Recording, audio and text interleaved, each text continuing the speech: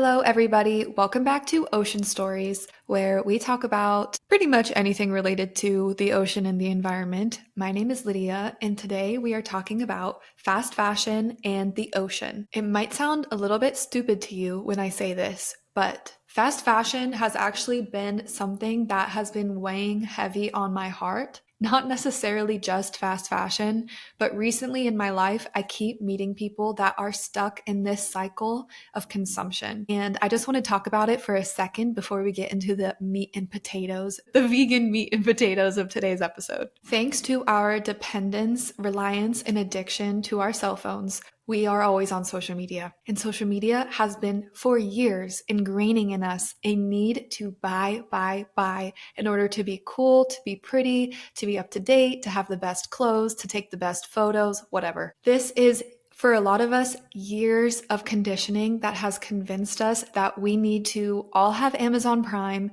and to always be buying new home decor and new plastic organizational tools and the new wavy talk ceramic hairbrush or whatever the next hottest leave-in conditioner is, or a leather skirt, or platform Uggs, or whatever the next trend that the algorithm gods decide to push onto us as the coolest sunglasses or whatever. The online push for consumerism and consumption is closely related to fast fashion. During COVID, I think a lot of people became more aware of micro trends and what a micro trend is. The idea behind raising awareness of these micro trends was that we were seeing these niche online communities rise up of, mob wife core or cottage core or these different aesthetics that people were buying a bunch of clothes on Shein to match this aesthetic. And then the next day there would be a new aesthetic that everyone needed to become. I was happy to see more awareness being raised around the issue, but it's almost like now we're able to name it, but we still haven't really stopped doing it. The reason that I say it's been weighing heavy on me is because it's truly sad to meet people who are completely rational, logical, smart, intelligent individuals, but are stuck in this cycle of spending more money than they should on things that they don't need.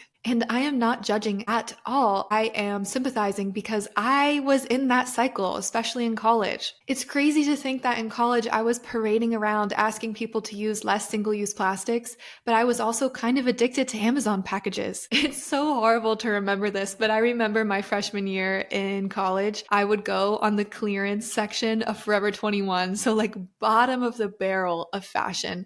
Thank goodness Shein was not really as much of a thing as it is now. And I would just order the cheapest possible, worst looking plastic mesh going out tops that I could. And this was specifically for the purpose of going out. And it was specifically for what? Like to look trashy? I don't know. But it was part of the culture.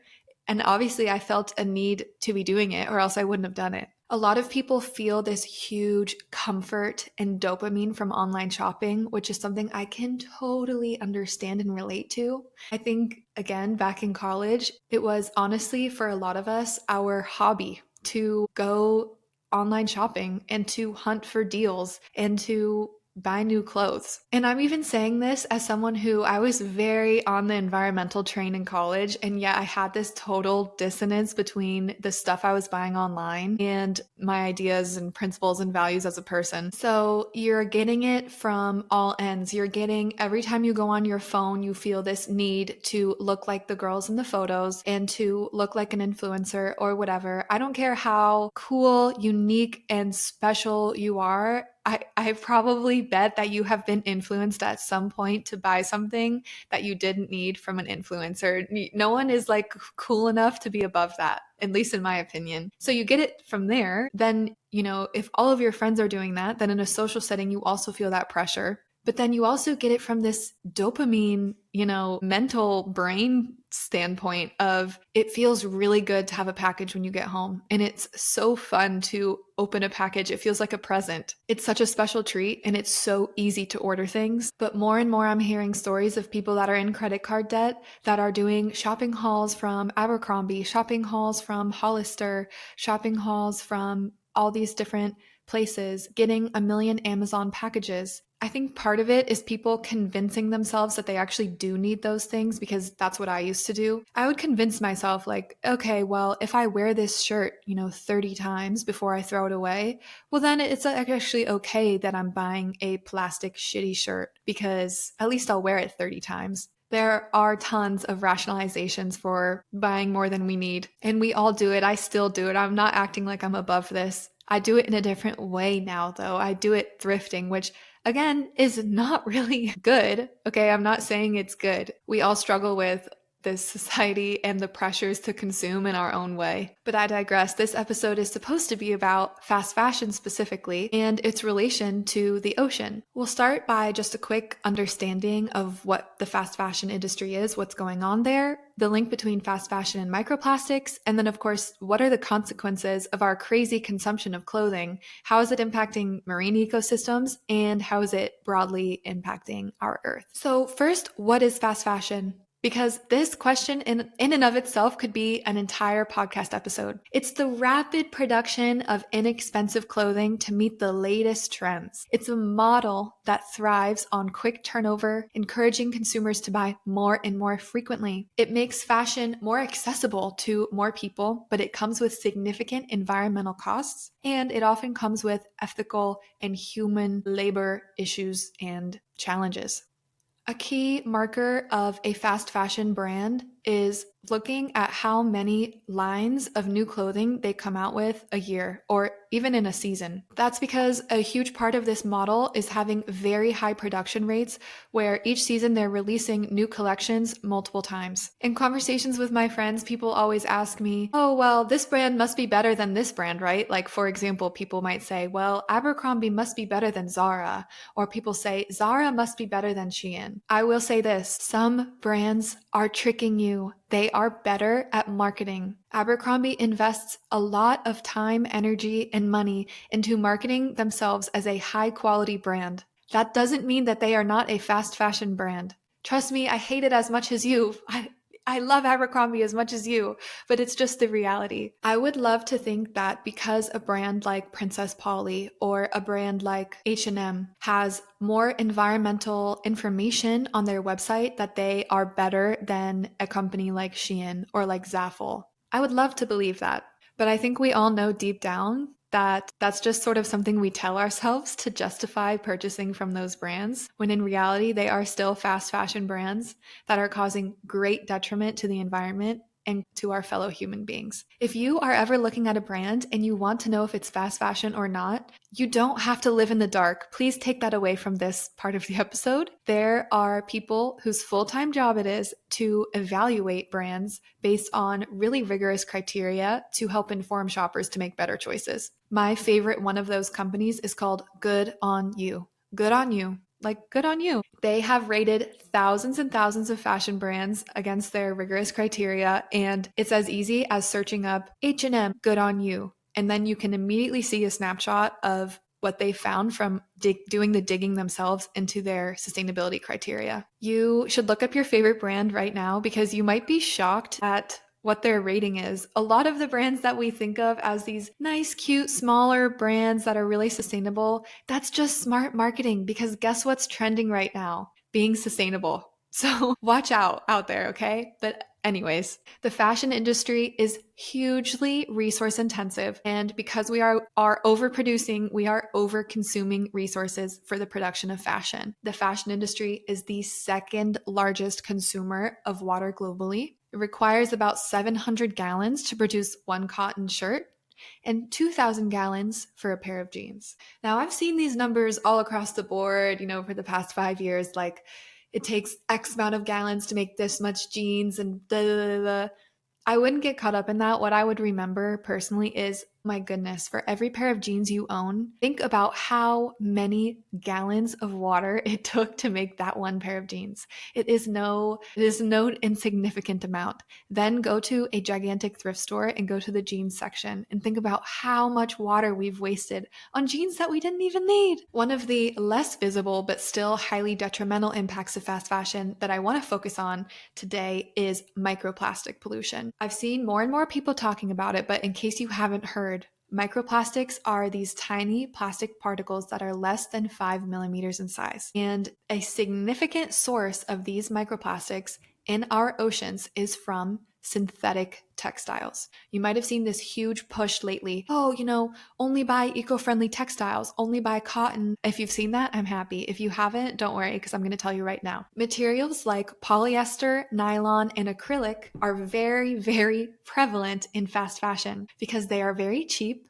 They are versatile. You can make a lot of different textures and feelings of fabrics with them. But those synthetic fibers are plastic. I'm so sorry. It's a horrible thing. I know, it's awful. Listen, I don't like saying this either. They are made of plastic, and plastic is made of oil. Synthetic fabrics like polyester and nylon are made from petrochemicals, which are derived from crude oil, which, is a fossil fuel. We discovered how to make these fabrics through chemical processes that turn the petroleum, the petrochemicals, into polymers, which we then use the polymers to make fibers and fabrics. I've seen recently a lot of people saying that they want to, buy more natural textiles because they don't want to put plastic on their body. They want to reduce their own exposure to random chemicals. I don't know what the evidence is on that yet, but I will tell you what the evidence is on the microplastics that are released from all of these synthetic pieces of clothing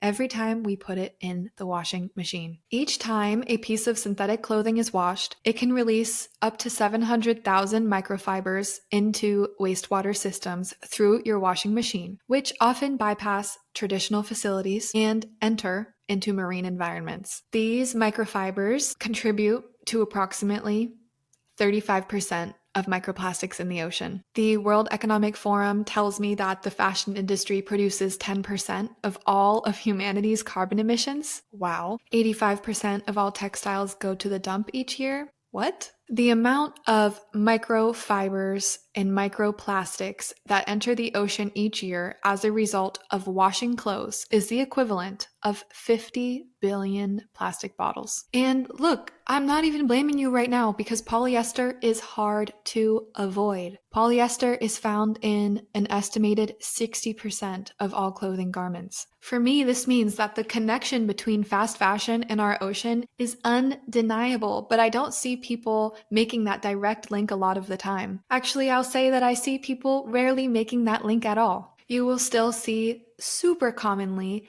every influencer, I want to say, has a like to know it or a shopping list linked to their Amazon of vacation essentials and vacation inspo. And if you just scroll on Instagram and you're a woman, you will probably end up getting a reel at some point of these are my go-to vacation clothing. And all of the clothing for the most part has a material in it like acrylic, polyester, a petroleum-based textile. When you wash those clothes, unfortunately, you are polluting the ocean. And so it's like, if we're going to buy a new thing for a vacation, can we just make the effort to buy a 100% cotton ethical brand dress if you really, really want a new dress for your vacation? Because look, we're human beings. Sometimes we want a new nice outfit for a vacation. I understand. But what if we just tried to make that purchase a little bit more sustainable and ethical? But anyways, back to the point. The infiltration of the microplastics into marine ecosystems is already having profound implications, but people are still currently researching all of this stuff. So I feel that a lot of it is still developing. A major problem is the ingestion of these plastics and microfibers by marine life. You might have seen a few months ago a major headline. It was like, microplastics found in the brains of dolphins. Well, yeah, it makes sense because the ocean is filled with them and they are naturally ingested by various marine organisms, from plankton, which are super small, to fish, which then travels up the food chain. So whatever eats the plankton gets the microplastics, then whatever eats the fish gets the microplastics, etc. This leads to physical harm. It might lead to reproductive issues depending on the size of the plastic. It could even lead to death. But what I was talking about with the food chain, that is referred to as bioaccumulation. Bioaccumulation, a word of the day, as smaller creatures consume microplastics and then are eaten by larger predators. The particles inside their bodies accumulate up the food chain and they potentially end up in seafood eaten by humans. So that is bioaccumulation, word of the day. And it is something that happens in marine food chains and something that is impacted by fast fashion. Isn't it crazy how all of these things are connected? While the impact on human health, the research into that is still ongoing. People are becoming more and more concerned and aware about the potential health effects of consuming microplastics. Mostly people are concerned about the exposure to the toxic chemicals associated with plastics. If you want to learn more about that, let me know, because ever since talking to Mike from Stream to Sea in one of our past episodes, I have become super interested in exploring the research on plastics and its impact on the human body, which is a huge growing area of research. Phthalates, are they impacting our fertility? So if you want to hear more about that in a future episode, let me know. But anyways, as you heard, the impact on ourselves, on the ocean, it's not good. Of course, the fast fashion industry impacts the ocean and the environment in many other ways besides microplastics. For example, chemical pollution. Textile dyeing is a huge polluter of water globally because a lot of the untreated toxic dyes are released into water bodies. This is really difficult to regulate in different countries, but we like our clothes colored and we like a lot of clothes. And so that means that they can't always use, a non-toxic expensive dye. They're using, the cheapest, most toxic, whatever. And that's a huge source of pollution. This one might be a bit too obvious, but just the waste accumulation of massive amounts of textile waste, which a lot of it ends up in landfills. A lot of it is incinerated, which pollutes the environment even more. Now we're seeing more investigative journalism pieces come out about how textile waste is being exported from the global north to the global south, where unsold inventory or dead stock waste or waste from thrift stores, whatever is not selling there, is being shipped to countries in the global south, to many countries in Africa where they lack the infrastructure to properly dispose of this waste. So their landfills are ending up, overflowing. And it's actually a lot of that waste is coming from the global north. So then you have a huge environmental justice, human rights issue on your hands. A lot of the stuff that is imported to those countries has little to no economic value. So it is literally like we are shipping our crapola and then expecting another country to dispose of it somehow. Countries like Kenya and Ghana are just overflowing with clothes. And I saw something recently that said almost half of those clothes, the secondhand clothes that they import, are just completely unusable and end up as waste. I mentioned it briefly before, but you know that the ocean suffers because of increased greenhouse gas emissions. The ocean is like what helps us to keep our cool. It helps us to store and hold all of our extra carbon, and we have overloaded it. And the issue of fast fashion just contributes to this carbon overload that we are sticking onto the ocean and just crossing our fingers and hoping that it works out. But then the ocean's getting warmer and it's acidifying and it's actually not working out, if you've seen. So we got to figure out what to do. We got to figure out what we can do. The challenges are significant, but that doesn't mean that there's no solution. And this is another thing that's heavy on my heart, and I'm going to say it. It is so easy to get into the mindset that because something is overwhelming and difficult, and because it is such a big problem, that what you do doesn't really matter, and that you are above any and all responsibility because the issue is too big. And the reason I am saying that is because I know I fall into the same traps of thinking. I strongly believe that governments, this is just me, Lydia, now, okay? We don't need to get into this, but I do believe that governments need to be regulating and enforcing laws, because in a capitalistic world, we are just going to consume, and destroy unless there is some type of intervention or new system in place. But the reality is that I don't know when that's happening. And sometimes we have to depend on ourselves. We have to be the ones to do the things that we want to see. And I know it's frustrating. I know we always want to do the most convenient thing because that's who we are as human beings. But I would urge you to consider that you do have power. Your choices matter. Consumer demand matters. And that's why we're seeing so many brands do this whole fake sustainability thing, because people are demanding something better. In the greenwashing episode that we did with Crystalline Geyer. She said something super inspiring to me. You should definitely listen to that episode. She is such a pro on sustainable consumption.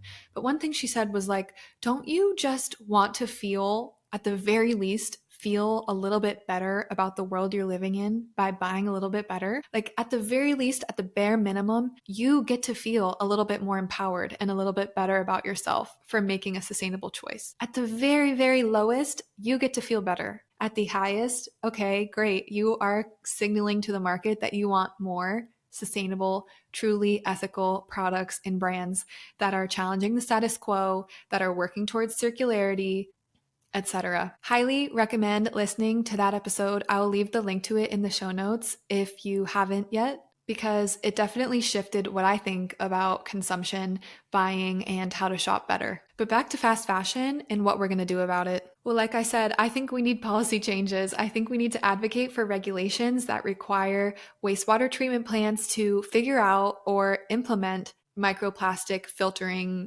technologies. And of course, we need policies that hold fast fashion brands accountable for their environmental impact, for the materials they're using, for the waste they're creating. We need systemic change when it comes to this issue, but it's still something that lives under the radar of most people. So if we can raise more awareness and just get more and more people talking about the impacts of fast fashion and how it's really destroying things that we love, like the ocean, then maybe we can get more of a conversation going about how we can regulate the fashion industry.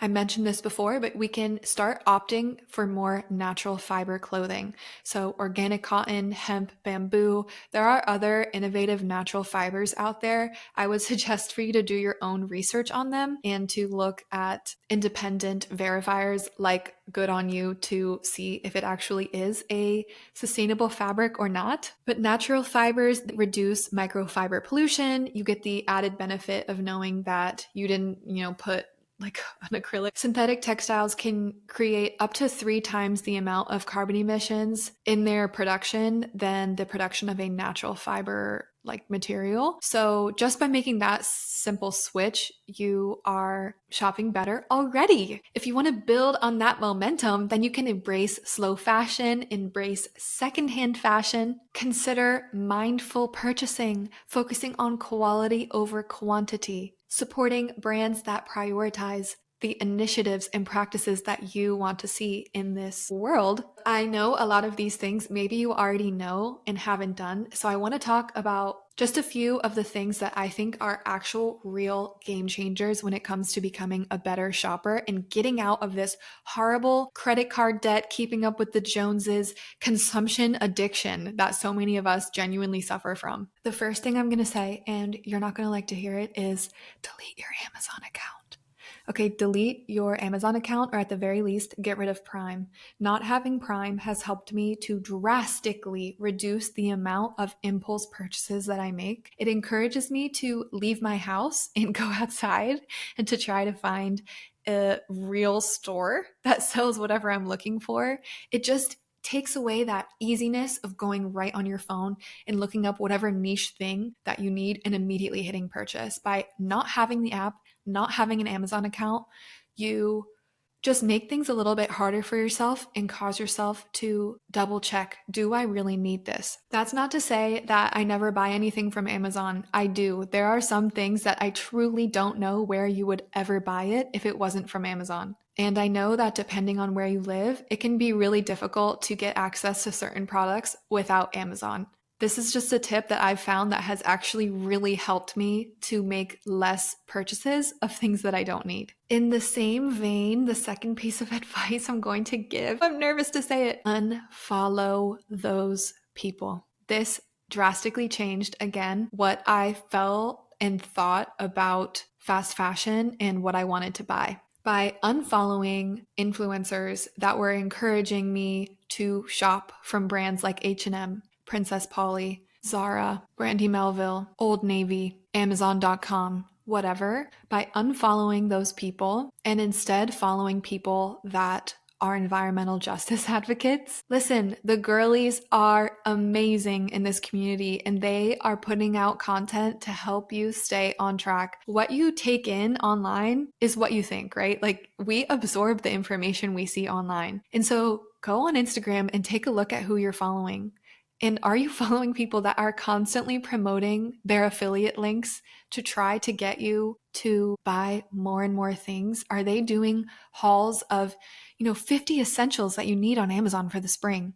Or, please take a look at what I got for my new vacation from such and such online brand. This is like no hate to them because I love consuming their content too. I'm a human girl and I actually find some of their content genuinely useful because it gives you fashion ideas and it shows you, oh, okay, well, next time I need a such and such item, I should check at this brand, whatever. And I also know that they're just out here trying to get their bag and trying to live their best life. So I have no hate to anyone doing that. I'm just saying for you, I'm talking to you right now, not to them. And for you, I'm saying unfollow them because you think you're stronger than them. You're not. Listen, I wish I was stronger than the algorithms and then the social online pressures, but we have to be real with ourselves and realize that it's causing us to go into debt. It's causing us to have overflowing closets, but still feeling like we have nothing to wear. It's not helping us out. Unfollow them. And then additional added bonus, follow some people in the outdoorsy environmental awareness community because they are out there. If you need advice, let me know and I'll give you my list of my favorite girlies because they will remind you like, what are we doing running to Target and everyone buying the worst, ugliest synthetic fiber fur coat? Like, what was that trend and why are we doing that? And sometimes it's just nice to be reminded, okay, this is an insane trend because when you constantly see, oh, run to Target, run to Target, run to Target, you start to think, maybe I should run to Target. Anyways, you catch my drift. Moving on. If you live in a major metropolitan area, consider secondhand shopping. San Diego has the best thrifting I have ever seen in my life. I have thrifted all around the world in a lot of different countries. Little brag right there, but whatever. And I have never seen thrifting in my life better than here. It's actually so sad at the end of the day because it means that people here are buying more than they need and then just donating it, which that's a huge issue, but that's not what we're talking about right now. I'm saying that if you want something from Abercrombie really badly, if you want something from Reformation, if you want the item, it's probably at the thrift store. And nobody wants to hear me say this. Everyone wants to tell me thrifting is too hard. Thrifting is time consuming. I never find good stuff. I never find good stuff at the thrift store. Okay. Let's take a breath. And I'll tell you my tips. There's 2 tips I have. How often you go. Actually, there's just one tip. We're going to make it even simpler. How often do you go to the thrift store? Do you know the best thrift store in your area? And how frequently do you check it? Do you go to the thrift store once every 6 months? You're probably not going to find anything good. You need to go frequently to find good stuff because the good stuff gets purchased immediately.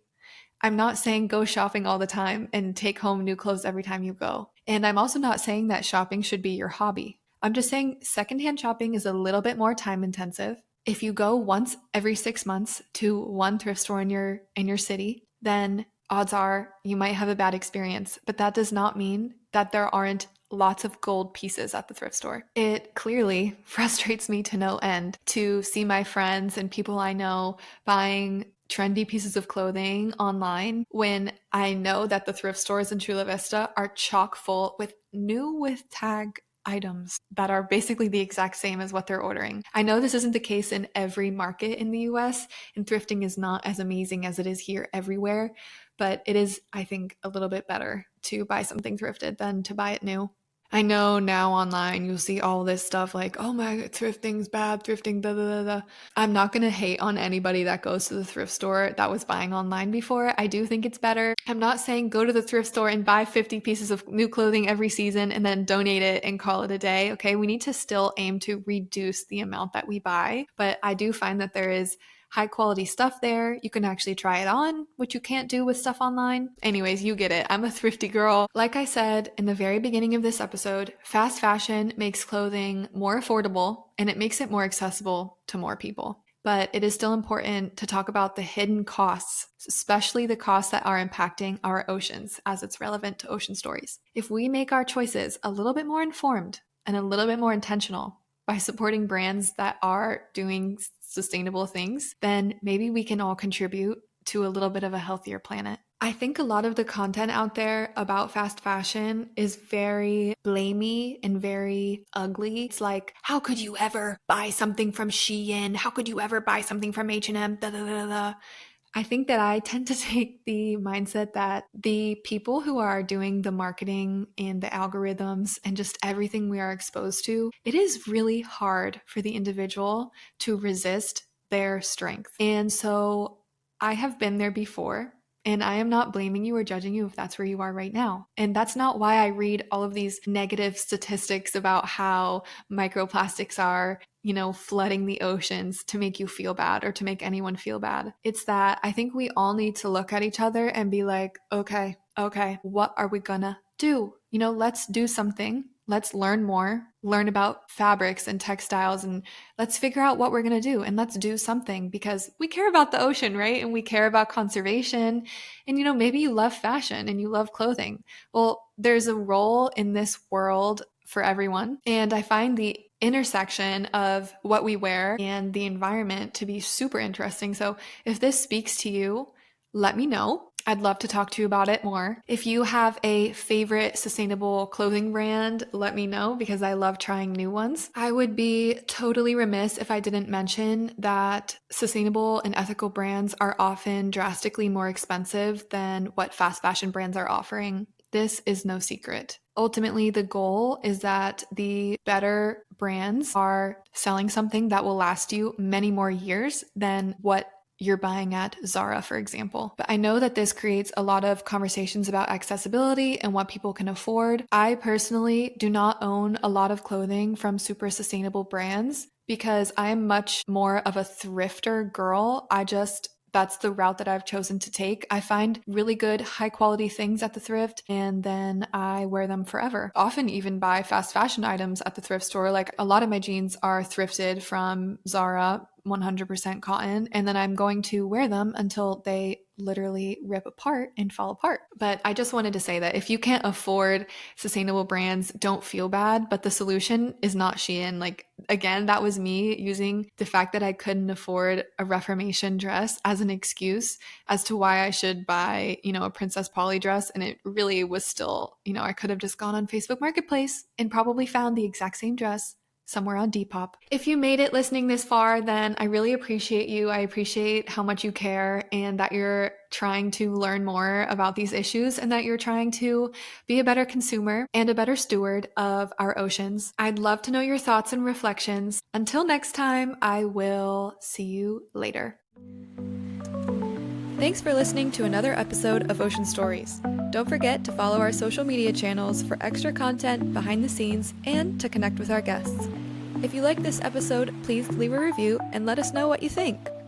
See you soon for more Ocean Stories.